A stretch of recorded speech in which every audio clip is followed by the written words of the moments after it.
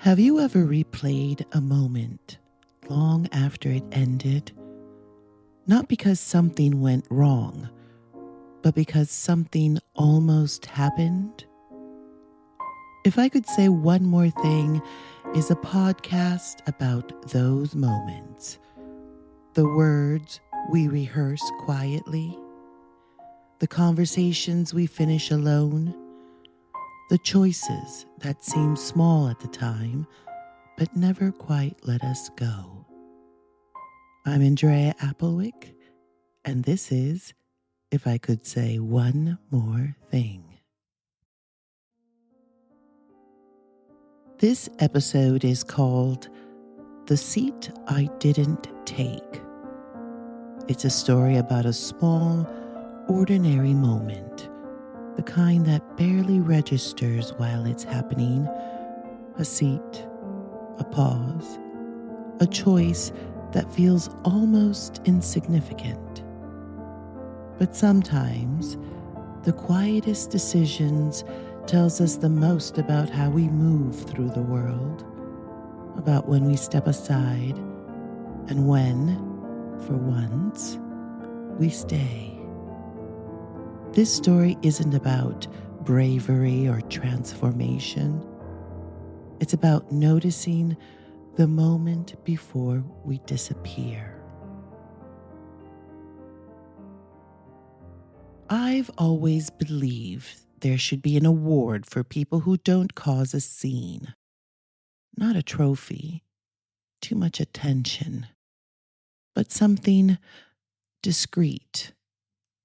A small pin, and an invisible sash, a polite nod from the universe that says, "Congratulations, you took up almost no space today. Here's your prize. More of the same." I've been training for that award my whole life. I'm the kind of person who holds the door for someone who is still 3 blocks away, then stands there smiling like a hotel concierge with abandonment issues. I've apologized to mannequins. Once, in a bookstore, I knocked over a stack of poetry anthologies and said, out loud, "I'm so sorry," as if the poems had families. So yes, I'm a woman who has mastered the art of moving through the world like a question mark. Which is why, when people ask about confidence, as if it's a simple vitamin you take with breakfast, I have to laugh. Confidence, for me, has always been a complicated recipe involving weather conditions, sleep quality, and whether the barista looked at me like I was a nuisance or a person. This story begins on a train, because trains are where you go when you're between things, cities, decisions, versions of yourself. Trains are the waiting rooms of life, and like all waiting rooms, they make you consider your posture and your mortality. It was a Wednesday. Of course it was. Wednesdays are when the universe does its quietest damage. I had had an early morning that started with a meeting I didn't want, followed by the kind of small office conversation that leaves you feeling vaguely ashamed, even though no one said anything cruel, just ordinary words delivered in ordinary tones, the way people talk when they don't realize they're shaving pieces off you. By the time I got to the station, I felt like a slightly deflated balloon. Still technically functional, just less festive. The platform was crowded. Everyone was doing that public transportation choreography where you pretend you're not in anyone's way while also aggressively protecting your personal perimeter. Bodies leaned toward the tracks like pilgrims awaiting a miracle. Bags sat at people's feet like loyal dogs. I checked the board twice, even though the first check had been enough. This is another one of my talents, verifying what I already know, just in case the universe had changed its mind and forgotten to tell me. When the train arrived, it did that sighing, metallic exhale, like it had been carrying everyone's burdens and was tired of the job. Doors opened, people surged forward, and because I am who I am, I let the first wave pass. I always do. I don't know exactly when I learned this behavior, the polite yielding, the instinctive stepping aside, but I can tell you that it lives in me like a reflex. It's not thought, it's muscle. It's the body's way of saying, don't be a problem.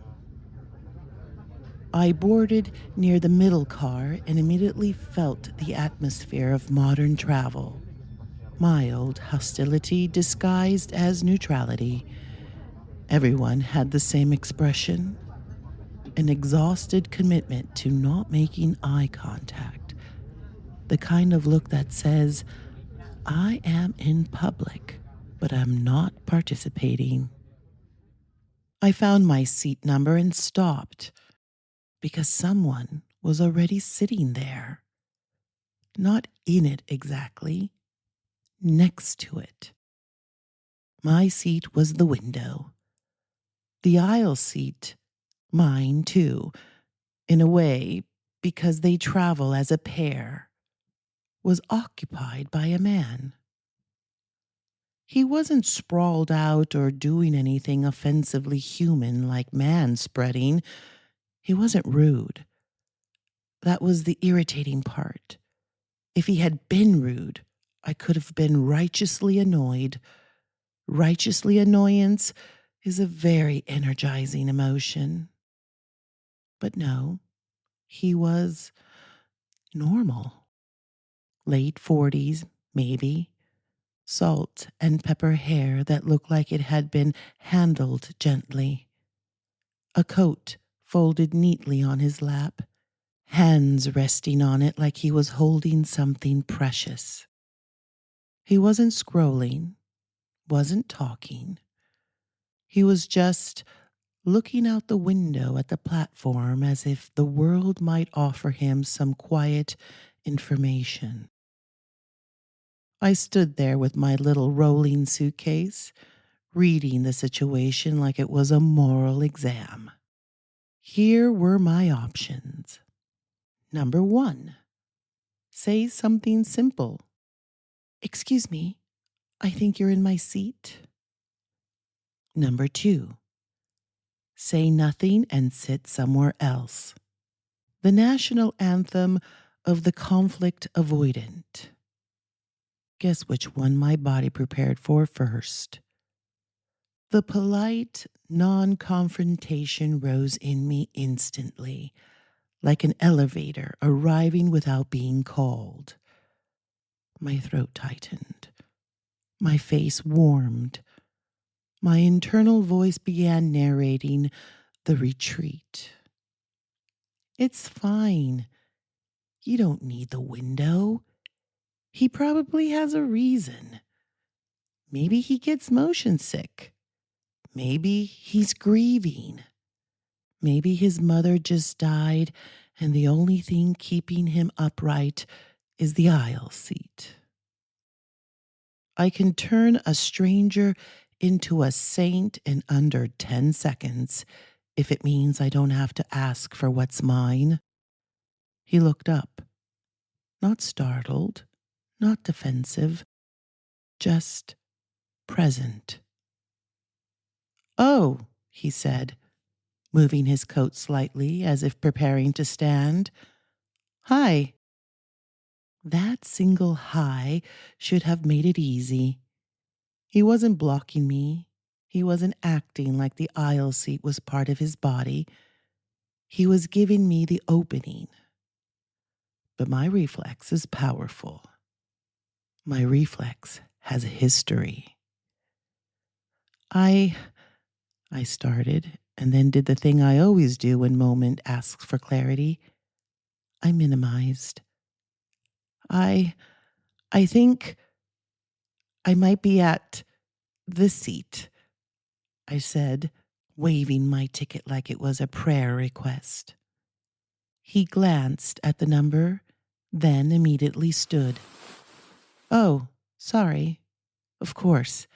I must have sat down without checking. He stepped into the aisle, making space. And here is where the story should end, the reasonable version. I sit down. We exchange a small smile. The train moves. Life continues. But what actually happened is this. I panicked. Because now there was a new problem. Now the seat was mine. Now I had to take it. And taking something, even something that belongs to you, can feel suspiciously like taking too much when you've built a life around being agreeable. He waited, standing there politely, holding his coat. The aisle was narrow. Other passengers were shuffling behind us with that particular expression people get when they're late for a meeting with their own impatience. I had a clear path, and still I hesitated. You can just, he said, gesturing, go ahead. Go ahead. 2 words, innocent, helpful, but they landed in me like a challenge. Because go ahead is what you say to someone who is allowed. And somewhere, deep in my wiring, I wasn't entirely sure I was. I slid into the window seat quickly, almost apologetically, like I was sneaking into a movie theater without buying popcorn. He sat back in the aisle seat, his actual seat, as it turned out, and settled his coat again on his lap. We were now in the standard arrangement, 2 strangers, side by side, pretending we weren't sharing oxygen. The train jerked forward. The platform slid away. Outside, the world began doing that movie painting thing it does through train windows. Buildings, trees, a flash of graffiti, the sudden open stretch of industrial outskirts where everything looks like it gave up on being charming. I tried to relax. I really did. But my body was buzzing with the weird energy of a tiny confrontation. Not even a confrontation, just a request, a correction. And I could feel my old thoughts circling.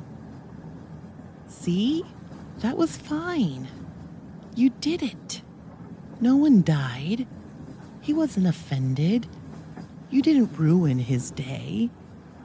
Congratulations. You used your voice like a person. I stared out the window with unnecessary intensity, as if the passing landscape might validate me. 10 minutes passed, then 20. The train quieted into its rhythm. People began opening laptops. Someone behind us unwrapped something that smelled like hard-boiled eggs, which I believe should be illegal in shared spaces. Certain smells are not meant to be communal. I pulled out my book. I attempted to read, but I wasn't reading. I was replaying the moment. That's another one of my talents. Making a small interaction into a full-length documentary with bonus commentary.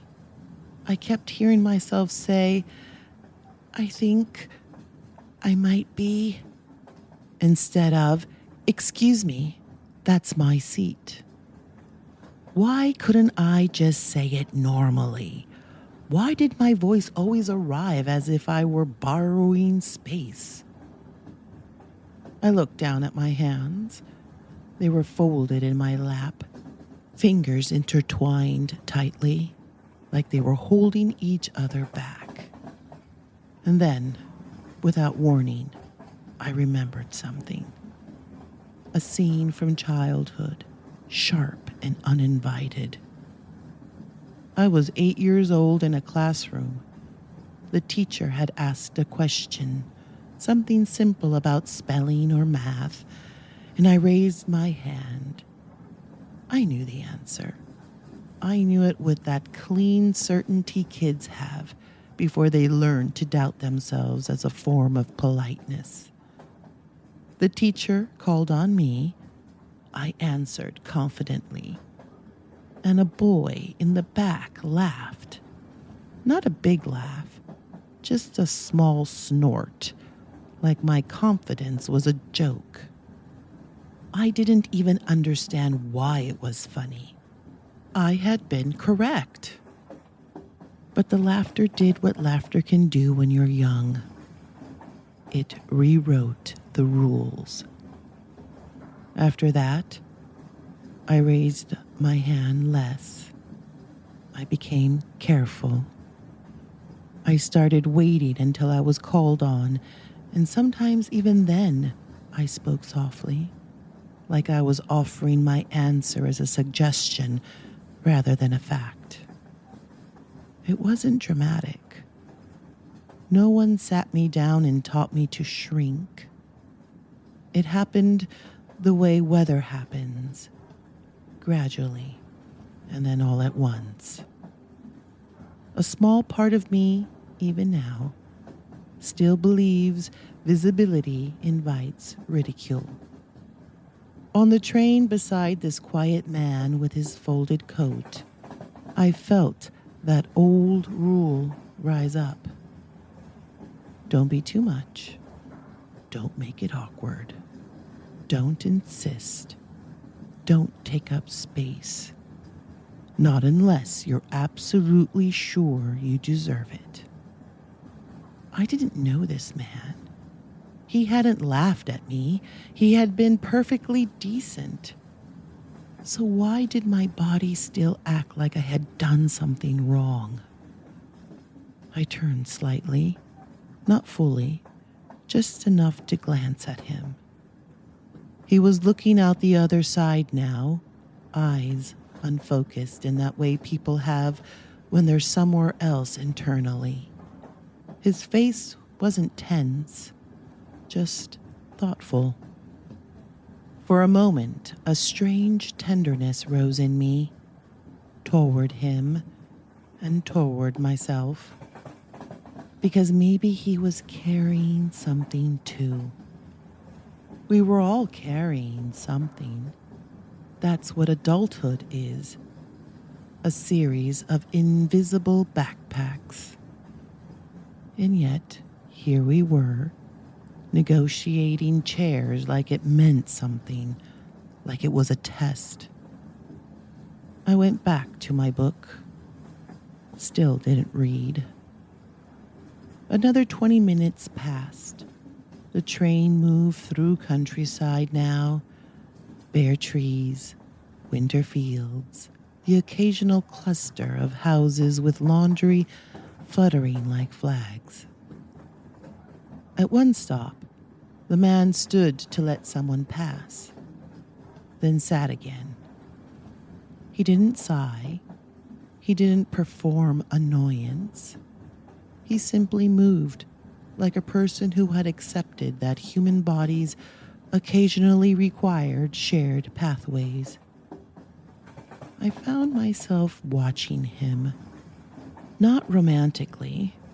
This isn't that kind of story. but with the kind of quiet curiosity you feel when someone seems calm in a way you can't access. Then the announcement crackled overhead. The next station. A pause. A reminder about keeping aisles clear. A small scolding wrapped in bureaucracy. More passengers boarded, and that's when I saw it. An empty seat across the aisle. Window seat. Unobstructed. No one beside it. A free, clean option.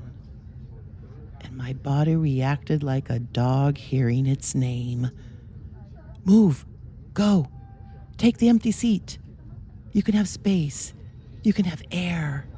You can avoid the awkward closeness. It would be so easy. I could stand, smile politely, shift my bag, and relocate to the empty seat across the way. No conflict, no shared armrests, no proximity, no reminder of my own voice. I wouldn't even have to explain. People move seats all the time. It's socially acceptable. It's practically a sport. And for a few seconds, I seriously considered it. Then something else happened. Something tiny but decisive. I realized that moving would be familiar. It would be my old choreography, the retreat, the subtle self-erasure, the quiet choice to make myself less, even when no one asked. I sat still. My heart sped up as if I had just refused a dare. And in that stillness, a thought arrived. Not dramatic, not inspirational, just clear. What if you stayed because you're allowed to? Not because the man needed you to stay, not because anyone was watching, not because staying would bring some cinematic reward. Simply because you didn't want your life to be a series of small exits. The empty seat remained across the aisle like an invitation, like relief. My muscles tensed, wanting the safety of distance. But I stayed. I held my book open and forced my eyes to move across the page. This time, I read. Not perfectly. My mind still wandered, but I read enough to feel something I rarely feel in public spaces. Grounded. As if I had finally decided I was going to inhabit my own presence. We rode like that for a while. Two strangers in adjacent seats, not speaking, not performing friendliness, just sharing the strange intimacy of silence. At another stop, a woman with a child came down the aisle and paused near us. The child was maybe 6, wearing a puffy jacket and holding a stuffed animal with one ear missing, an injury that made it look wise. The woman checked her ticket and frowned. "We're here," she said, looking at the man beside me. He glanced up, then at her ticket. "Oh, yes, sorry," he said, standing quickly. "This is your seat. I'm in 14A. My mistake." He stepped out into the aisle, ready to move. The woman looked exhausted in that particular way parents get, like they're running on caffeine and responsibility. "It's okay," she said automatically, the way we all say it when we mean, I don't have the energy to feel anything else. But the man shook his head. No, no, no, it's my mistake. You take it. He turned to me slightly. Sorry again, he said. And here it was, the moment. Not about the seat number, but about a different kind of seat, a different kind of space. My old self would have smiled and said, no problem, and then shrunk, silently, internally, as if I had contributed to the inconvenience simply by existing near it. But something had shifted in me since the first hi. I looked at him and said clearly, calmly, it's fine. Thank you for moving. Not, it's fine, sorry. Not, it's fine, don't worry. I'm sorry you had to stand. Just, thank you. A normal sentence. A full one. He blinked, just once, like he registered it. Then he smiled, small, not flirtatious, just human, and moved down the aisle. The woman and the child took the seats. The child climbed in by the window and pressed his forehead to the glass, as if the world outside might offer entertainment worthy of his attention. I sat there, strangely quiet inside, because that had been it. That was the whole victory. Not a grand transformation, not a new personality, just a clean exchange in which I didn't apologize for having needs. The train rolled on.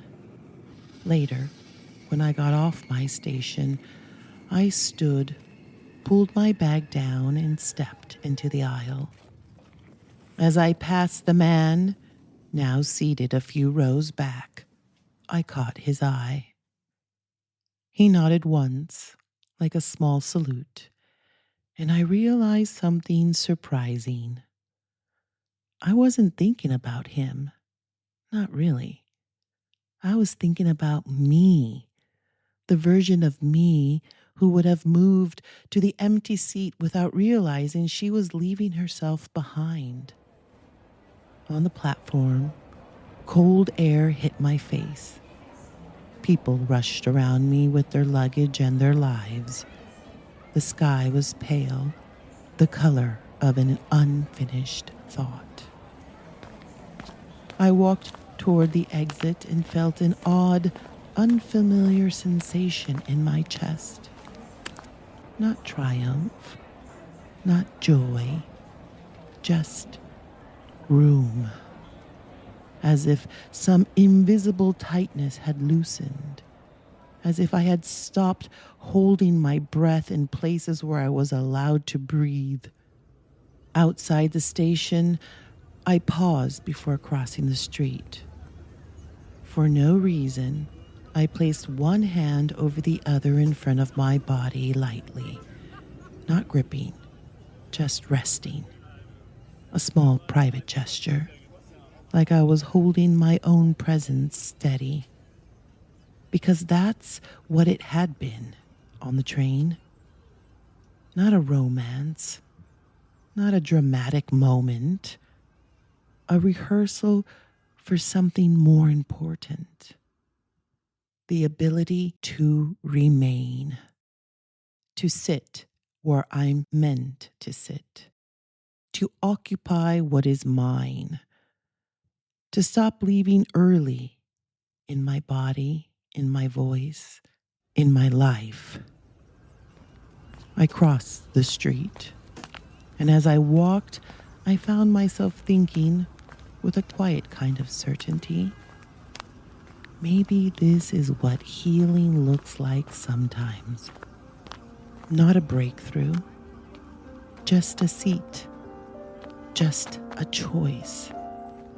Just one ordinary moment where you finally decide You're allowed to be here, and you stay.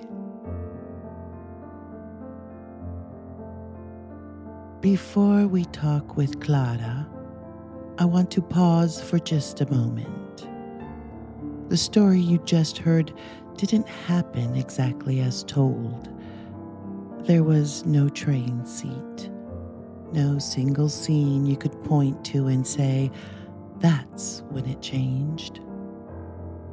This story was written at Clara's request, not to document an event, but to give shape to a pattern, a way of moving through life that had become so familiar it was almost invisible. What mattered wasn't whether the moment was real. What mattered was how true it felt. In the conversation that follows, Clara and I talk about why she asked for this story and what she recognized when she finally stayed. Clara, I'm really glad you're here. And I want to say this before we get into anything else. But when I finished the story and listened back, I had the feeling of, oh, this is close.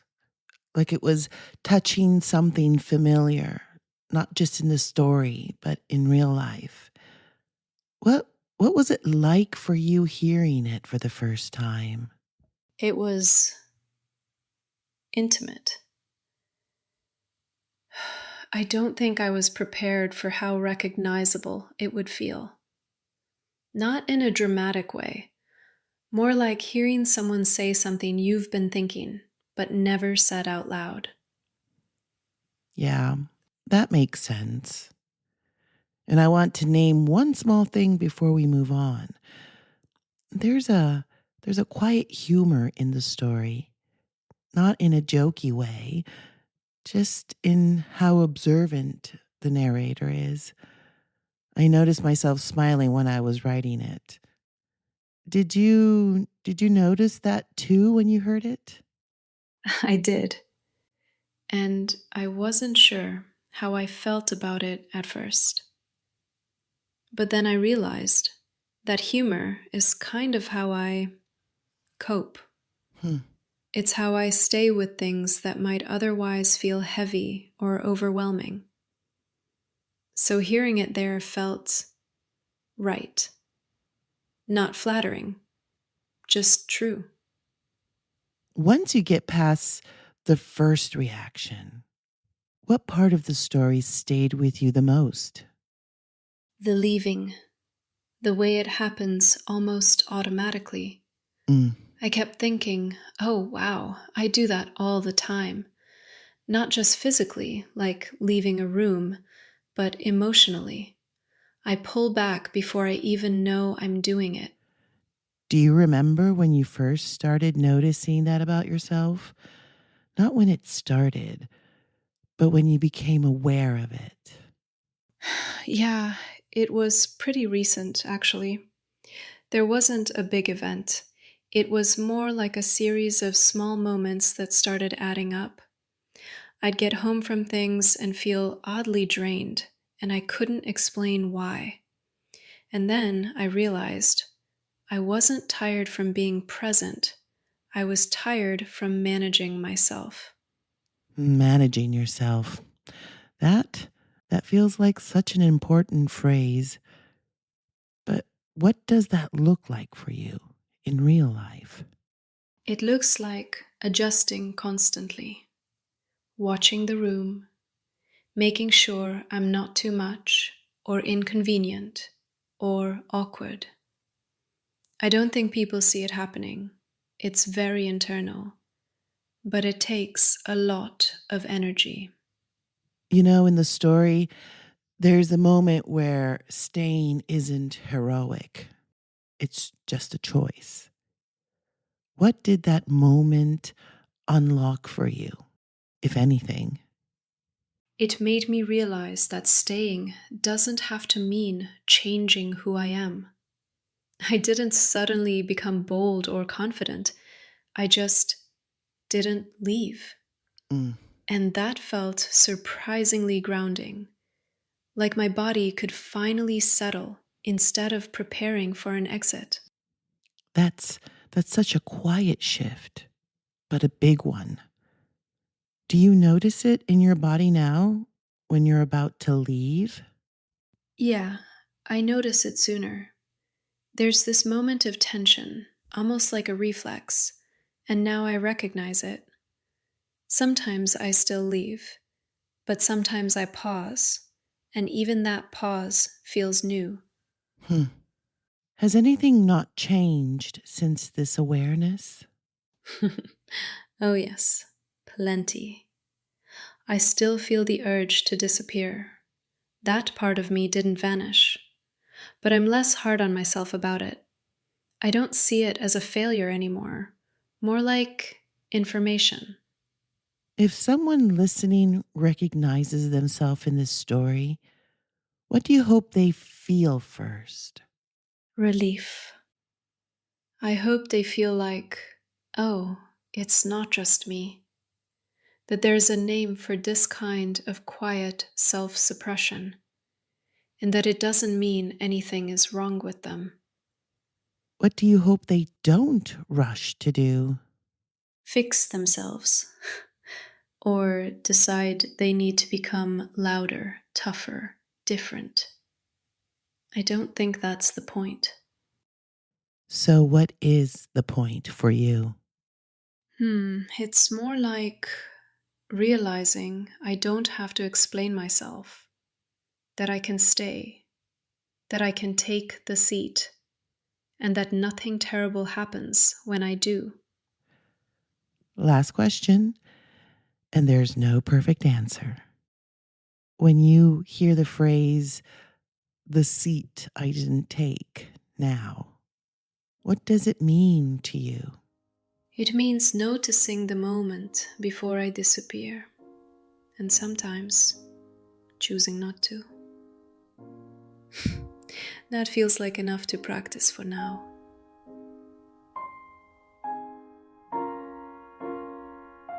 If there's one thing this story reminds us, it's this.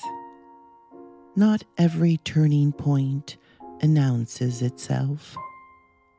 Some arrive disguised as ordinary moments, a chair, a pause, a breath you almost take.